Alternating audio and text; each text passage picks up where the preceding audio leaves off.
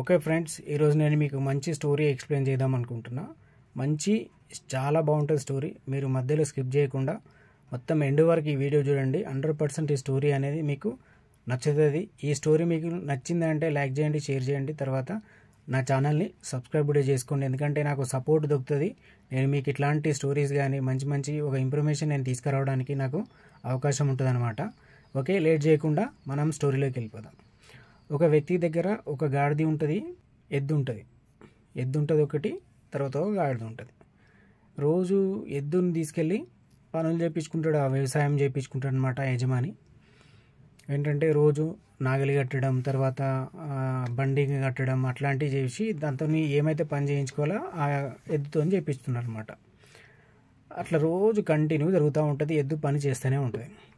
అయితే కొన్ని రోజుల తర్వాత ఎద్దు బాగా ఇబ్బంది పడిపోతుంది. అంటే ఆయన మైండ్ సెట్తో ఏంటి ఆలోచన చేస్తుంది ఎద్దు అంటే, నాకు చాలా బాధ అవుతుంది, ఇబ్బంది అవుతుంది, నన్ను యజమాని ఎట్లా అంటే అట్లా పని చేయించుకుంటున్నాడు అనే దానికోసం ఆయన ఇబ్బంది పడే ఆ ఎద్దు ఏం చేస్తానంటే ఆ గాడిద దగ్గరికి వచ్చి చెప్పేస్తాను అనమాట. గాడిద చెప్తూ ఉంటుంది, నాకు ఇట్లాంటి రోజు ఇబ్బంది అవుతుంది, నేను ఎంత పని చేపిస్తున్నా నాతో యజమాని అని చాలా ఇబ్బంది అవుతుంది అనే విషయం మీద మొత్తం ఆ గాడిద చెప్తూ ఉంటుంది. చెప్తే ఆ గాడిద ఏం చేస్తానంటే ఉచిత సలహా ఇస్తాను అనమాట. సలహా అంటే ఎట్లా ఉంటుంది, ఎదుటోళ్లకు మనం ఎట్లా సలహా ఇస్తామో అది కూడా అట్లా సలహా ఇస్తుంది. ఏమని, ఏం చేయు, రేపు పొద్దున్న లేసేటప్పుడు నువ్వు లేవకు, అట్లాగానే పడుకుండిపో, ఓకేనా. గడ్డేస్తే వాళ్ళు నీకు ఆహారం ఏది ఇచ్చినా, పచ్చి గడ్డి ఇచ్చినా, ఎడ్డు గడ్డి ఇచ్చినా తినకు.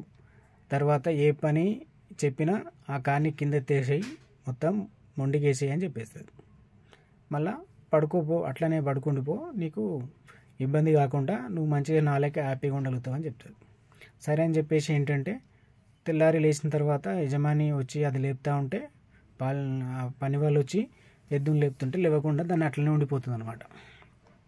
ఉండిపోతే అప్పుడు ఏం చేస్తాడు యజమాని, ఈ ఎద్దుకు కొంచెం బాగలేనట్టుంది ఆరోగ్యం.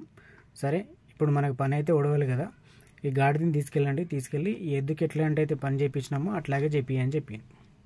సరే, పని వాళ్ళు ఏం చేశారు, తీసుకొని పోయి రోజంతా దానికి ఎద్దు ఎట్లాంటి పని చేస్తుందో, ఎట్లాంటి పని చేపిస్తారో వాళ్ళు అట్లాంటి పని గాడితో చేపిస్తారు అనమాట. చేపించేటప్పుడు ఏమైపోయింది, సాయంత్రం వచ్చేసింది. సాయంత్రం వచ్చిన తర్వాత, అమ్మో నువ్వు ఇంత పెద్ద పనులు చేస్తున్నావా, అసలు నేనైతే చేయలేకపోయినా, చాలా ఇబ్బంది కలిగింది నాకు ఈరోజు, అసలు ఎంత పెద్ద పనులు చేస్తున్నావో అసలు ఈరోజు అనుభవిస్తే తెలిసింది నీకు ఎంత ఇబ్బంది అవుతుందో అనేది అని గాడిది చెప్పేస్తుంటుంది అనమాట.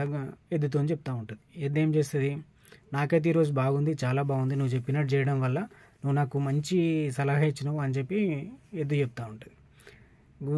గాడిద ఏం చేస్తుంది అనమాట, ఆలోచన చేస్తుంది, అమ్మో నేను ఈరోజు ఈ పనులు చేయాలంటే నాతో కాదు, నేను చేయలేను, దీనికి ఒక ఉపయోగం ఆలోచించాలని చెప్పేసి మళ్ళీ కొద్దిసేపటికి ఎద్దుతో చెప్తూ ఉంటుంది అనమాట గాడిది. ఏమని, ఆ యజమాని ఎవరైతే ఉన్నారో, నువ్వు ఎట్లాగో పని చేతనైతే లేదు, నీతో అయితలేదు అని చెప్పేసి ఏంటంటే నిన్ను కషాయవానికి అమ్మేద్దామని ఆలోచన చేస్తున్నాడు. నిన్ను రేపు పంపించేస్తారంట కషాయం దగ్గరికి. అతను నిన్ను చంపేసి నీ మాంసాన్ని అమ్మేసుకుంటాడు కాబట్టి అట్లాంటి కషాయానికి అమ్మేద్దామని ఆలోచన చేస్తున్నానని ఆ గాడి చెప్తుంది అనమాట ఎద్దుతోని. ఎద్దు, అమ్మో నేను మొత్తానికి చచ్చిపోయేటట్టున్నా, ఇట్లా కాదైతే నేను రేపు వెళ్ళిపోయిన తర్వాత ఖచ్చితంగా నేను పని చేసుకోవాలని ఆలోచన వచ్చి పొద్దుగాల లేచిన చదువుతానంగా పని చేస్తుంటాను అనమాట.